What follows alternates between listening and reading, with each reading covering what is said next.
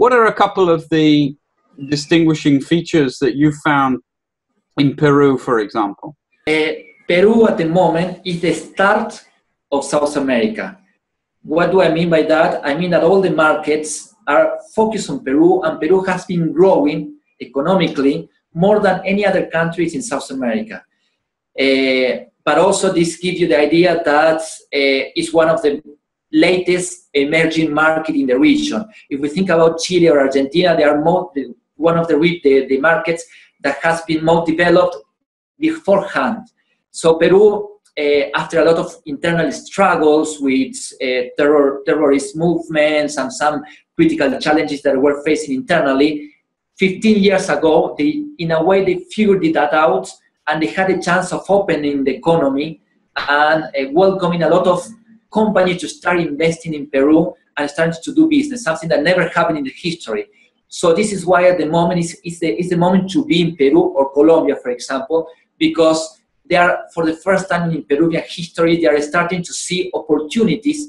They are starting to have the opportunity of having education, of doing business, of having a lot of foreign investment. So that's why it's important to stress that the moment that Peru is living is new. You're gonna find a lot of energy. You're gonna find a lot of foreigners coming to live in Peru, because the lack of talent sometimes might be a challenge, because in this transition, Peru hasn't developed yet all the professionals they need in order to help the development of the country. This is in one side, talking about macroeconomic aspects.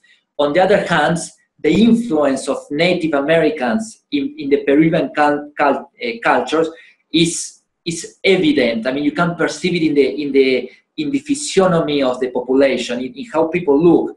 And because of the colonization process and the influence that the Spanish conquest has on this side of the population, we're talking about the country where the Incan Empire, one of the most important empires before the colonization, had the headquarters in Peru, in Cusco. So the influence of the indigenous and the native customs and values, you can see it until nowadays. You will also see that a hierarchy. You can also be classified in terms of the skin of the people. So probably some whiter people might have, only because they have a clearer skin, have a more hierarchy, or people will pay more respect to those people than other people that have more brown or darker skins. So this is another, because of the influence of the native, you can see a division of societies based on the color of the skins.